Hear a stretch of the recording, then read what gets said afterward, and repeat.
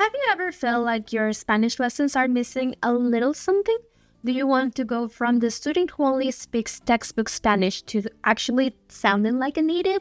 Well, if that's the case, you clicked on the right video because right now I am going to share with you some of the research I actually did.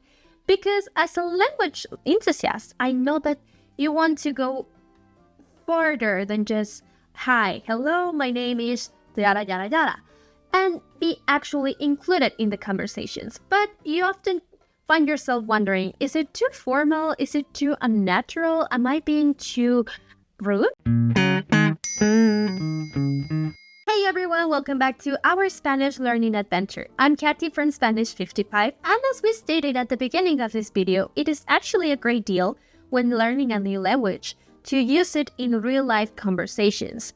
And let's be honest here, movies, music, books, they are great when learning new vocabulary. However, sometimes these terms might not actually be that good when you're trying to approach people. And that's where slang, idioms, expressions come in really handy. But also, it's really hard unless you're living in the actual country where they speak the language or you're in constant communication with natives to get that knowledge and incorporate it into your basic vocabulary. But how do we do it? That's why I decided that in this video, we are going to look into some of the most common expressions you can actually find in Spanish conversations. You are my hero. However, one thing you do have to keep in mind is that Spanish is quite spoken in many countries. Therefore, not every country is gonna use the same meaning or the same term. However, in the majority of cases, Spanish speakers are able to understand each other. And with that said, grab something to take notes because here we go. A poco.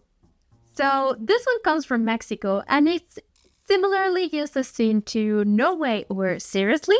Let's say that you learned in the newspaper that your best friend just won the lottery. So you go straight up to them and you go like, ¿A poco ganaste la lotería?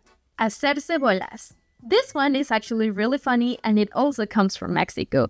So when you are listening to someone that is explaining you something really complex and you get confused or you don't understand what they say, you can say, me hice bolas.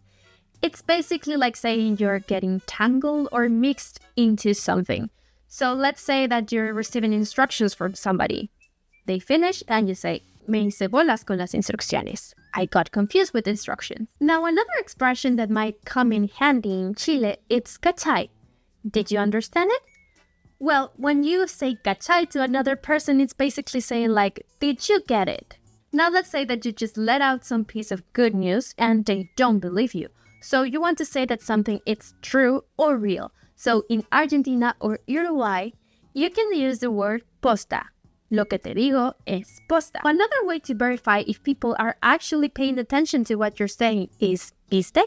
Mostly used in Argentina and used at the end of the sentence. It's basically like saying, you know, right?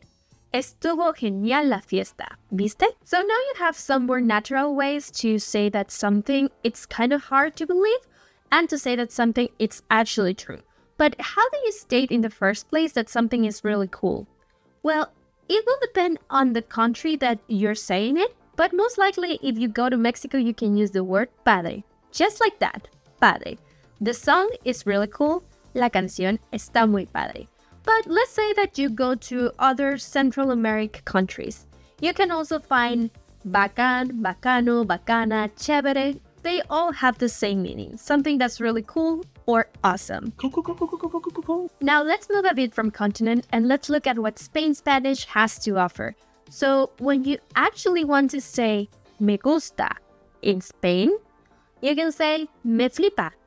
Me flipa esta canción. Me flipa esta película. I like this song. I like this movie.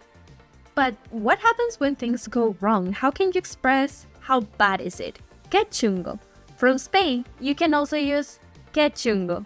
Something it's really unfortunate, something it's really bad. Que chungo que se canceló la fiesta. How bad that the party got cancelled. Alright guys, now that you have these expressions down, go ahead and try to use them in your daily conversations. Don't forget to hit the subscribe button to keep practicing Spanish with me. But also, if you like to level up your Spanish by talking to a person who happens to be a native speaker and a certified Spanish teacher at the same time, don't forget to click on the link down below and check out Spanish 55. Thanks for hanging out with me today. As always, I hope that you found this video useful, that you learned new expressions, and remember that the more you practice, the more natural you will sound in Spanish. I hope that you make smart choices out there. Keep rocking that Spanish lessons, and hasta la próxima.